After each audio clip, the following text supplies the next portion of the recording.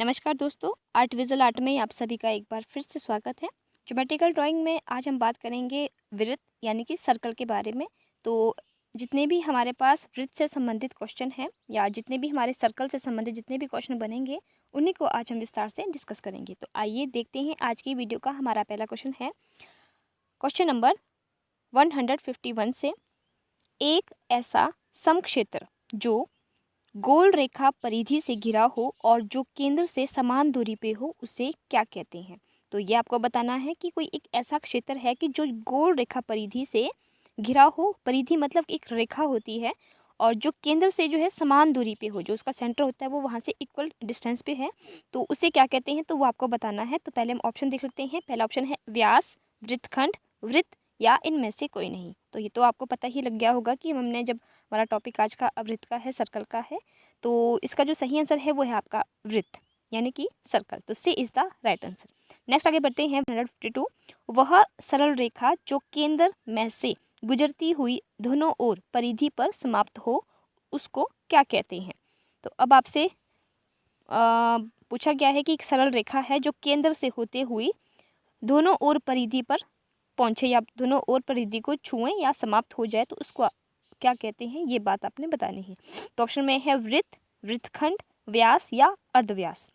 तो उसको हम कहते हैं व्यास। मतलब जो आपकी जो व्यास होता है, व्यास जो है वो आपके किसी भी जो आपका सर्कल है, सर्कल के किसी भी बिंदु से होते हुए रेखा खींचती है और जो दूसरी तरफ उस वृत्त को समाप्त करे या उस वृत्त को टच करे या उस वृत्त को छुएं तो उसे हम जो है व्यास कहते हैं। तो इस तरह से यहाँ पे भी ऑप्शन नंबर सी हमारा सही आंसर हो जाएगा।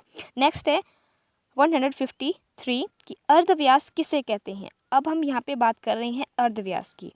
तो ऑप्शन में है आपका कि वह सरल रेखा जो केंद्र में से गुजरती हुई दोनों ओर परिधि पर समाप्त हो, या वह गोल परिधि से घिरा हो और केंद्र से समान दूरी पे हो, या वह गोल रेखा जो केंद्र से समान दूरी पर गोलाई में हो, या एक सरल रेखा जो केंद्र बिंदु से परिधि के एक सिरे को छूती और व्यास से आधी हो। तो आपको ये बताना है कि अर्धव्यास मतलब जैसे कि नाम से ही पता लग रहा है अर्ध आधा, व्यास मतलब जो हमारा व्यास था जो हमने इससे पहले के क्वेश्चन में पढ़ा था, तो मतलब आधा व्यास। तो इसका जो सही आंसर होगा कि एक ऐसी सरल रेखा जो केंद्र बिंदु से परिधि के एक सिरे को छूती है, सिर्फ एक सिरे को, और जो कि व्यास से आधी हो। तो इस तरह से ऑप्शन नंबर डी हमारा सही आंसर हो जाएगा। क्वेश्चन है सकेंद्र वृत्त किसे कहते हैं। अब ये भी बहुत सिंपल सा क्वेश्चन है बट पता होना चाहिए आपको कि सकेंद्र। तो ऑप्शन में है पहले कि जिस वृत्तों या जिन वृत्तों के केंद्र भिन्न हो, जिन वृत्तों का केंद्र एक ही हो, जिन वृत्तों का केंद्र अलग अलग हो, या इनमें से कोई नहीं। तो इसका जो सही आंसर है कि सकेंद्र, सौ मैंने एक ही, सकेंद्र। तो इसका जो सही आंसर होगा, सकेंद्र का मतलब होता है कि जो केंद्र अगर आपका एक ही होगा और उसमें अगर आप बहुत सारे छोटे बड़े जो है वो सर्कल बना रही हैं बट उसका जो सेंटर बिंदु है वो एक ही है। तो इस तरह से यहाँ पे ऑप्शन नंबर बी कि जिन वृत्तों का केंद्र एक ही हो, चाहे आप कितने भी वृत्त लगा लो उस बिंदु से, तो उससे हम कहते हैं सकेंद्र वृत्त। तो B is the right answer. Next आगे बढ़ते हैं 155 पे। भिन्न केंद्र वृत्त किसे कहते हैं। अब यहाँ पे है भिन्न केंद्र, जो इससे पहले हमने पढ़ा था वो सकेंद्र था, और यहाँ पे है भिन्न केंद्र। तो ये तो नाम से ही पता लग रहा है। तो इसका जो सही आंसर होगा कि जिन वृत्तों के केंद्र भिन्न हो। सिंपल सी बात है। तो ऑप्शन नंबर सी कि जिन वृत्तों के केंद्र मतलब कि अलग अलग जो है उनके सेंटर होंगे, और बहुत सारे जैसे कि अगर एक दो से ज़्यादा अगर आपके सर्कल है तो उनके सेंटर भी जो है अलग अलग होंगे। तो C is the right answer और उसको हम कहेंगे भिन्न केंद्र वृत्त। नेक्स्ट आगे बढ़ते हैं 156 पे कि वृत्त का वह भाग जो चाप, कर्ण और चाप से घिरा हो उसे क्या कहते हैं। तो ऑप्शन में है अर्धव्यास, वृत्तखंड, अर्धवृत्त या व्यास। तो ऐसे भाग को कहा जाता है वृत्तखंड। वृत्तखंड मतलब कि एक वृत्त को अगर हम जो है ना एक टुकड़े में डिवाइड कर देते हैं, अगर हम एक पीस निकालते हैं, मान लो जैसे कि आपके पास कोई एक जैसे कि हम जो पिज़्ज़ा खाते हैं, मोस्टली मतलब मैं सर्कल की बात कर रही हूँ तो आपको इस तरह से आपको समझ आएगा। जैसे कि हम जो है पिज़्ज़ा खाते हैं तो पिज़्ज़े को अगर हम जो है 4 भागों में डिवाइड करें तो उसका जो भी एक भाग जो होगा मतलब तो वो उसमें एक क्या होगी, उसमें एक चाप होगी, उसमें एक कर्ण होगा और वो जो है चाप से घिरा हुआ होगा।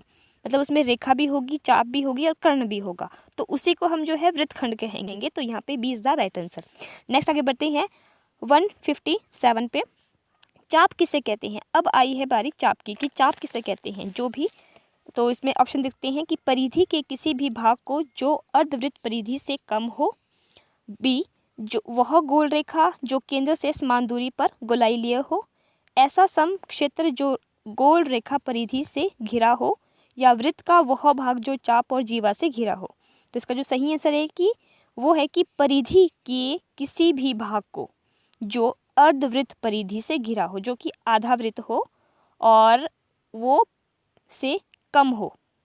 तो इस तरह से ऑप्शन नंबर ए हमारा सही आंसर होगा। मतलब चाप होता है कि जैसे हम कोई हाफ सर्कल जब हम लगाते हैं तो उससे हाफ सर्कल से कम होगा वो पार्ट, मतलब हल्की सी चाप, जैसे हम जो है 60 की चाप लगाते हैं वो हाफ से कम होता है। तो A is the right answer. Next आगे बढ़ते हैं कि चाप के दोनों सिरों को मिलाने वाली रेखा को क्या कहते हैं। ये बहुत सिंपल क्वेश्चन आपको लग रहे होंगे, लेकिन जब इसको जो क्वेश्चन की फॉर्म में पूछा जाएगा तो ये आपको थोड़े से कहीं ना कहीं जो है असमंजस में डाल देंगे। तो इसीलिए हर क्वेश्चन को आपने ध्यान से रीड करना है कि चाप के सिरों को मिलाने वाली रेखा को क्या कहते हैं। ऑप्शन में है जीवा, व्यास, अवधा या त्रिज्या। तो इसका जो सही आंसर है वो है आपका जीवा।